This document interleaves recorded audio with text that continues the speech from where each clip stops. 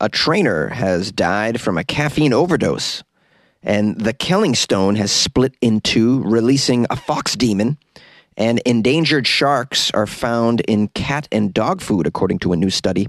These are the weird stories for Tuesday on Weird AF News, the only daily weird news podcast hosted by a comedian. I'm Jonesy. I'm so happy to be here inside my closet recording these stories for you from around the world. They're pretty weird. Come on. A man has died from a caffeine overdose. A personal trainer died from an overdose after accidentally ingesting a powder with caffeine levels equivalent to 200 cups of coffee. How sad.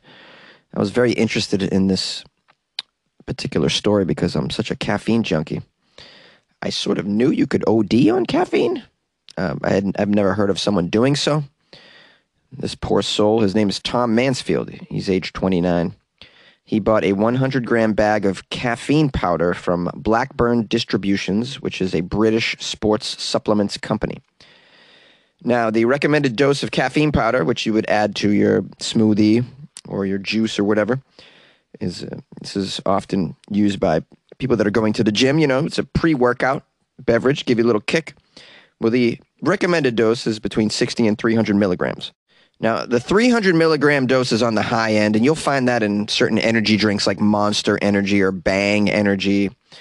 And these are quite powerful. I don't recommend them. If you're going to do a Monster Energy, try to do half a can. That's my suggestion anyways, which is about 2 cups of coffee.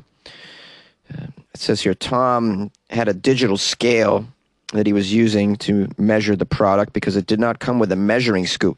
This is the issue. It didn't come with a measuring scoop, apparently. Oh, boy. He miscalculated his measurement. He scooped about 5 grams of the powder. The coroner said that Tom had been aiming for the mid-range of the recommended dose, but he got his math wrong, unfortunately. Tom took a sip of the mixture before downing the rest of the drink. He began clutching his chest and complaining that his heart was beating too fast.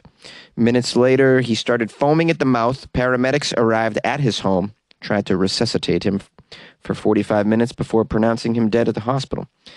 A post-mortem examination showed that Tom had caffeine levels of 392 milligrams per liter of blood. The cause of death was marked as caffeine toxicity. A typical coffee, it says here, contains 2 to 4 milligrams per liter, meaning that he consumed the equivalent of up to 200 cups of coffee, which is around, I would say, 14,000 milligrams of caffeine. So sad. Now, the coroner mentioned that had Tom been provided with a scoop, he would likely still be alive today. Blackburn Distributions now provides a scoop with this brand of caffeine powder, apparently. And that's the end of the article. Yeah, you ought to provide some way of measuring. You could die from this stuff. Wow. And so it probably doesn't take much. 5-gram scoop? That doesn't sound like much to me. You can easily OD on caffeine. Wow. It's very eye-opening. I wasn't aware at how easy you could do that. So be very careful, guys. You got pre-workout drinks and stuff. You want to watch your levels of caffeine. Here I am, someone who's so into caffeine, it's ridiculous. Preaching to you. Like, yeah, Jonesy, sure. Like, You're an addict, Jonesy. Why should we listen to you? Yeah, I know I'm an addict, but I mean, I don't go crazy with this stuff. I do have a pound of coffee sitting in my kitchen that it's almost about 1,000 milligrams per cup. I haven't dared break into this and try it yet. I'm very scared. I'm going to have to cut it with regular coffee.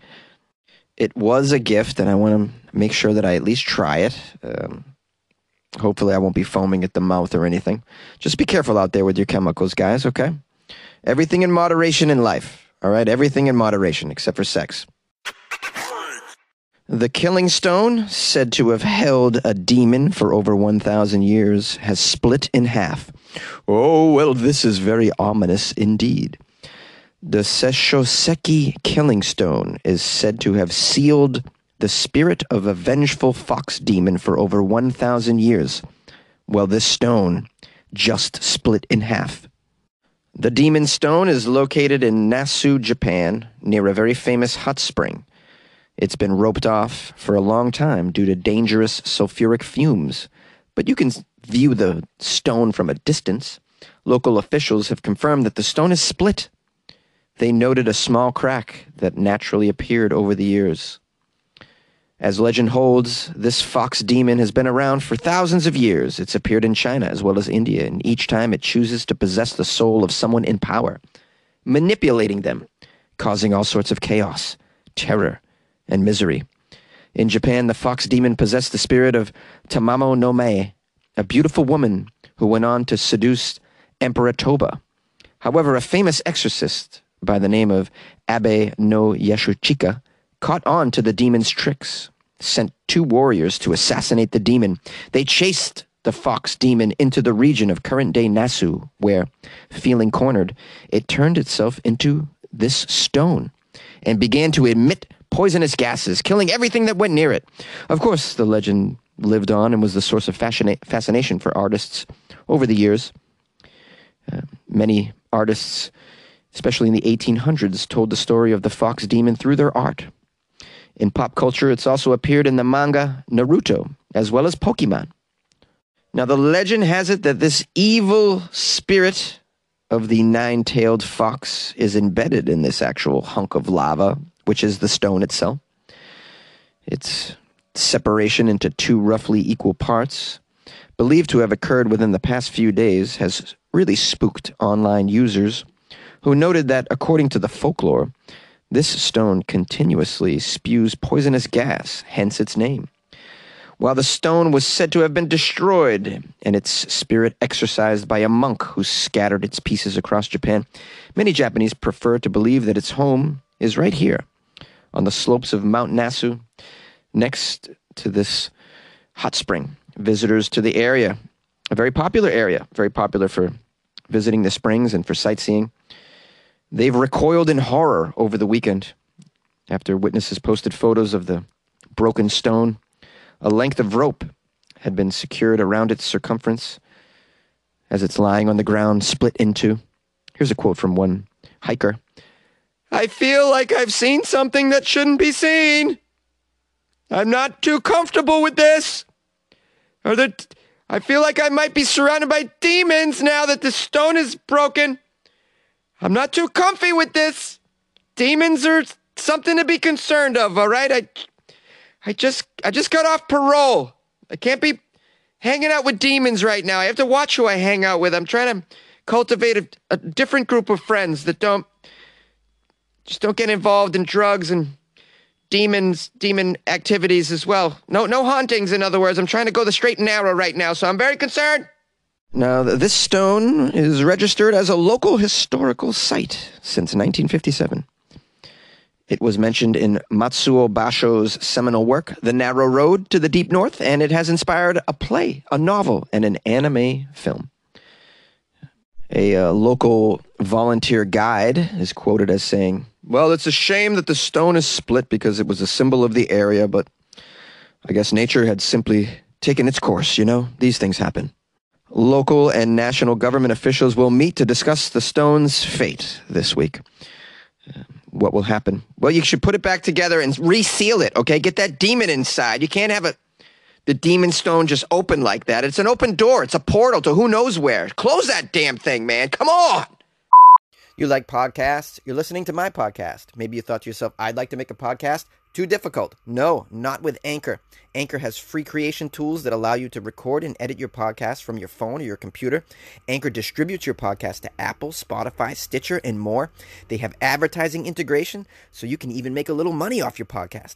Everything you need to make a podcast in one place. Download the free Anchor app or go to anchor.fm to get started. And good luck with your podcast. Good luck with your creation. Good luck with your life, man. Your pet food might contain endangered shark. You're feeding your dog and your kitty endangered shark. You might not even know it. This is according to a new study. Pet food containing endangered sharks is being fed to cats and dogs by unwitting owners, according to a new study. Scientists found that several brands contained endangered species, but listed only vague ingredients such as ocean fish or just fish, meaning that consumers are often oblivious of exactly what sort of fish is in there. Here's a quote from Ben, who's an author of this study. "Well, the majority of pet owners are likely lovers of nature, and we think most would be very alarmed to discover that they could be unknowingly contributing to the overfishing of shark populations, wouldn't you think?" Yes, we would agree, Ben. Thank you. Shark populations are overfished throughout the world, with declines of more than 70% in the past 50 years, unfortunately. As apex predators, they are crucial for the balance of the ocean food chain, as you know, and the loss of sharks has had some knockoff effects on seagrass beds and coral reefs as well. The sale of shark fins has been widely publicized and demonized. The use of shark products in everyday items such as pet food and cosmetics, though, are kind of going under the radar, according to the author of this study. Now, using DNA barcoding, the scientists tested 45 pet food products from 16 brands in Singapore.